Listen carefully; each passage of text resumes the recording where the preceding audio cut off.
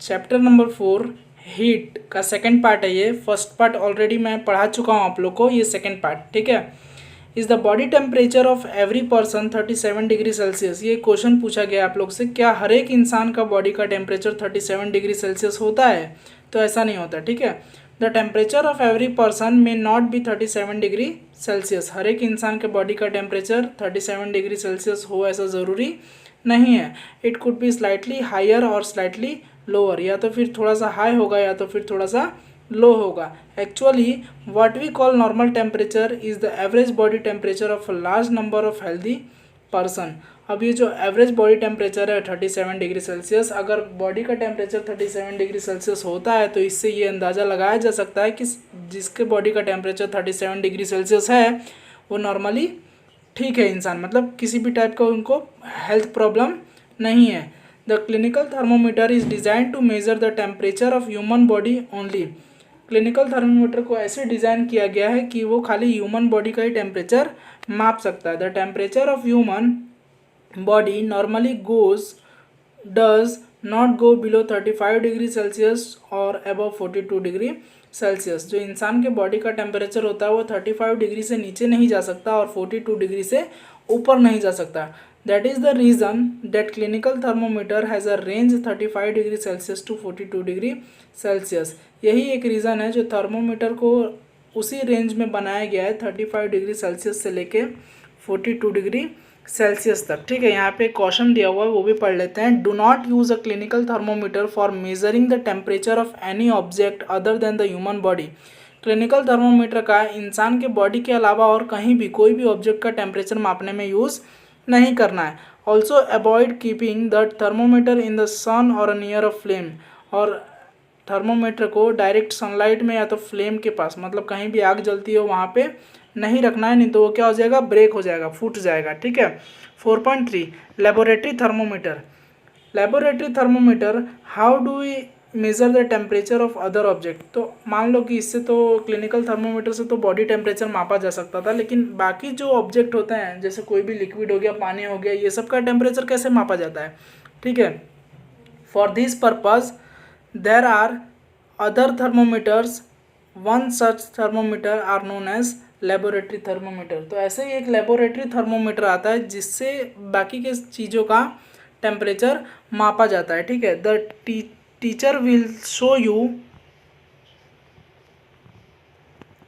This thermometer, look at the carefully and note the highest and the lowest temperature it can be measure. तो teacher आप लोग को ये दिखाएंगी कि laboratory thermometer कैसा होता है और उसमें से नोट डाउन करना है कि हाईएस्ट टेम्परेचर उसका कितना है और लोएस्ट टेम्परेचर कितना है। The range of a laboratory thermometer is generally -10 degree Celsius to 110 degree Celsius. जो लेबोरेटरी थर्मोमीटर का जो रेंज होता है वो -10 डिग्री सेल्सियस से लेके 110 डिग्री सेल्सियस तक होता है, ठीक है। फिगर 4.4 में दिख रहा होगा, आप लोग को देख लीजिएगा, ठीक है।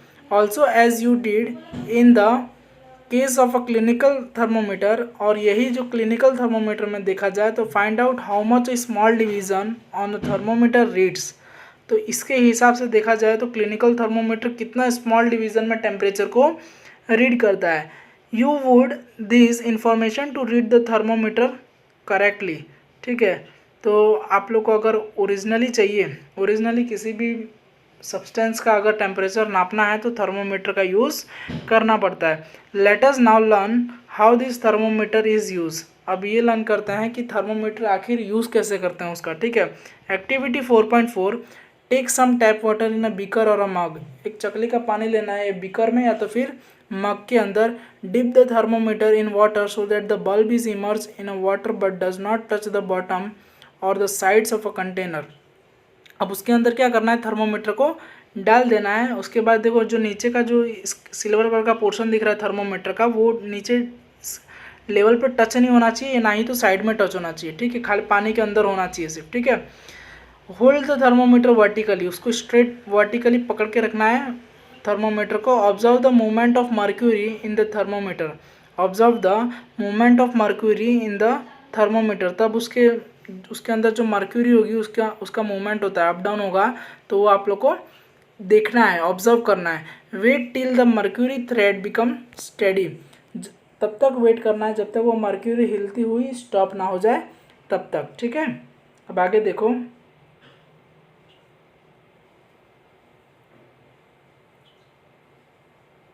Note the reading, this is a temperature of water at that time. अब उस टाइम पे जो रीडिंग आएगी, जो टेम्परेचर शो करेगा थर्मोमीटर, वही टेम्परेचर होगा पानी का उस टाइम पे, ठीक है। Compare the temperature of water recorded by each student in the class, ठीक है। देखो यहाँ क्या लिखा हुआ, compare the temperature of water recorded by each student in the class. हर एक स्टूडेंट जो पानी का नापेंगे तो उसको रिकॉर्ड करके लिखना है, ठीक है। Are there any variation in the readings. अब सबके रीडिंग्स में कुछ कुछ वेरिएशन, मतलब अलग अलग दिखाई देगा कि किसी का कम होगा, किसी का ज़्यादा होगा, किसी का सेम हो सकता है, ठीक है। Discuss the possible reason. उसके बाद जब टेम्परेचर लिख लोगे उसके बाद कैसे ये टेम्परेचर चेंज हो सकता है उसका पॉसिबल रीज़न लिखना है। Let us try to answer this question, let us try to answer this question. Activity 4.5, take some hot water in a beaker और अ मग। अब क्या करना है, गर्म पानी लेना है एक बीकर या तो फिर एक मग में। Dip the thermometer in the water, wait till the mercury thread become steady and note the temperature. उसके बाद उसमें भी क्या करना है, थर्मोमीटर डालना है और तब तक रुकना है जब तक वो मर्क्यूरी हिलना स्टॉप ना हो जाए। Now take out the thermometer from water. उसके बाद थर्मोमीटर को पानी में से बाहर निकालना। Observe carefully what happened now, do you notice that as soon as you take the thermometer out of water. अब बाहर निकालने के बाद उस थर्मोमीटर को रीड करना है, उसको ऑब्जर्व करना है और नोटिस करना है कि वो क्या टेम्परेचर आपको शो कर रहा है। The level of mercury begins to fall, तो क्या होगा, जो लेवल होगा मर्क्यूरी का वो फॉल मतलब गिरता हुआ दिखाई देगा। This means the temperature must be read while the thermometer is in water. देखो क्या लिखा है, this means the temperature must be read while the thermometer is in the water. तो टेम्परेचर तभी माप सकता है थर्मोमीटर जब वो पानी के अंदर होगा तो ही, ठीक है, क्योंकि पानी का टेम्परेचर नापना है तो पानी के अंदर होगा तो ही नाप सकता है। अगर बाहर निकाल दोगे तो फॉल गिरता हुआ दिखाई देगा, ठीक है। आगे, you may recall that while taking your own temperature, अब यही आप अपने बॉडी का temperature नापोगे, you have to take the thermometer out of your mouth to note the reading. Can you then use the laboratory thermometer to measure your, ठीक है। देखो यहाँ क्या लिखा, you may recall the while taking, अपने body का temperature निकालोगे तो thermometer off your mouth and note the reading. Can you then use a laboratory thermometer to measure your body temperature, ठीक है। तो बॉडी टेम्परेचर में मापने के लिए आप लोग कोई भी थर्मोमीटर का यूज़ कर सकते हो। Obviously it is not convenient to use laboratory thermometer for this purpose, but laboratory thermometer जो होता है वो बॉडी चेकअप के लिए यूज़ नहीं होता है। बॉडी चेकअप के लिए एक ही थर्मोमीटर यूज़ होता है जिसका नाम होता है क्लिनिकल थर्मोमीटर, ठीक है। अब आगे देखते हैं, why does mercury not fall और rise in a clinical thermometer. Why does mercury not fall और rise in a clinical thermometer, ठीक है। मर्क्यूरी जो होता है वो क्यों क्लिनिकल थर्मोमीटर में कम या तो फिर ज़्यादा नहीं होता है, ठीक है। When taken out of the mouth, ठीक है, मतलब मुंह से बाहर निकालने के बाद भी वो मर्क्यूरी उतने पे अटके रहती है, क्यों नहीं होता है वो। Observe a clinical thermometer again, do you king near the bulb. अब बल्ब के पास ठोकोगे तो क्या होगा, उसका टेम्परेचर थोड़ा डाउन होगा और डाउन होने की वजह से मर्क्यूरी लो होके नीचे बैठ जाएगी, ठीक है। आगे, what is the use of a kink. Kink का यूज़ क्या होता है, it prevents mercury level from falling on its own. Kink क्या एक काम करता है, तो जो उसका मर्क्यूरी का लेवल होता है अपने आप वो डाउन हो जाए, उसी में किंक यूज़ होता है, ठीक है। अब देखो अभी के टाइम पे देखो कौन सा थर्मोमीटर यूज़ होता है, जो आप लोग को ब्लू कलर के पैराग्राफ में दिखाई दे रहा है, ठीक है। उसके बाद देखो 4.4, ट्रांसफ़र ऑफ हीट, ठीक है। ट्रांसफ़र ऑफ हीट में you might have observe that frying pan become hot when kept on the flame. अब ये तो आप लोग को पता होगा कि जो फ्राइंग पैन होता है वो अगर फ्लेम के ऊपर रखोगे तो क्या होगा, गर्म हो जाएगा, ठीक है। It is because the heat passes from the flame to the utensils. वो क्यों होता है कि जो हीट होता है वो पास होता है फ्लेम में से यूटेंसिल में, ठीक है। When the pan is remove from the fire, when the pan is remove from the fire मतलब वो आग जलती हुई आग पे से उस पैन को रिमूव करोगे, इट स्लोली कूल्स डाउन, फिर वो क्या होगा, स्लोली उसका ठंडा हो जाएगा, कूल डाउन हो जाएगा, ठीक है। Why does it cool down, वो क्यों कूल डाउन होगा, तो the heat is transferred from the pan to the surrounding, the heat is transferred from the pan to the surrounding, मतलब जो पैन जो गर्म होगा उसको हटाओगे तो उसमें का जो हीट होगा वो ट्रांसफ़र हो जाएगा आसपास, मतलब सराउंडिंग एनवायरनमेंट के अंदर मिक्स होकर वो ठंडा हो जाएगा, कूल हो जाएगा, ठीक है। So you can understand that in the both cases the heat flows from a hotter object to the colder object, ठीक है।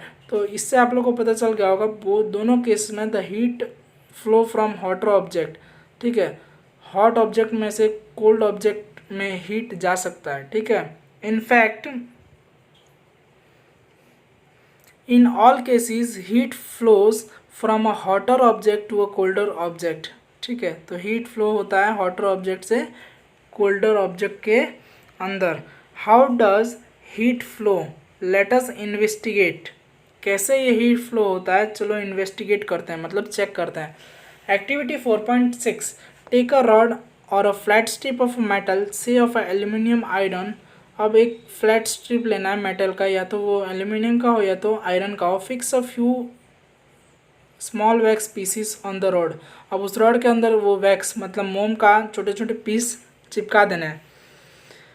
This pieces should be at nearly equal distance, वो जो पीसेस लगाओगे वो नियरली इक्वल डिस्टेंस पे होना चाहिए सब, ठीक है। Clamp the rod to a stand, if you do not find stand you can put one end of the rod between BRICS.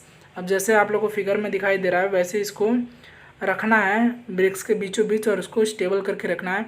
ना heat other end of a rod and absorb, अब उसका एक एंड जो बचा है उसको मोमबत्ती जला के क्या करना है, उसको गर्म करना है। गर्म करने से क्या होगा, देखो धीरे धीरे धीरे धीरे जो मोम लगी होगी, वैक्स लगा हुआ है, वो क्या होगा, लिक्विड बन के फॉल हो जाएगा, ठीक है। What happen to the wax pieces, तो वैक्स पीसेस के साथ क्या होगा, तो वो पिघल जाएगा।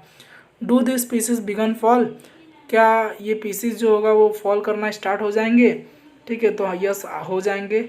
विच पीसेस फॉल द फर्स्ट, उसमें से कौन सा पीस पहले गिरेगा, तो सबसे पहले जो कैंडल के पास वाला होगा वो। Do you think that heat is transform from end nearest to the flame to the other end, ठीक है। अब थोड़ा थोड़ा गर्म होते होते होते होते होते पूरी पट्टी गर्म हो जाएगी और उसकी वजह से क्या होगा, जो वो वैक्स है वो पिघल के नीचे गिर जाएगा, ठीक है। The process by which heat is transform from the hotter end to the colder end, गर्म एंड से लेके कोल्डर एंड तक, ठीक है, जो हीट ट्रांसफ़र होता है उस हीट को बोला जाता है conduction. In solid generally the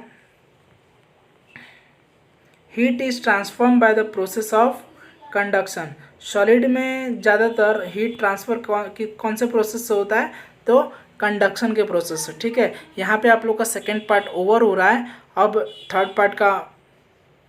third part में जितना भी टॉपिक जो बच गया है वो थर्ड पार्ट के अंदर आ जाएगा, वो आप लोग को मैं लगभग थोड़े समय में आप लोग को वो भी वीडियो प्रोवाइड कर दूंगा, ठीक है।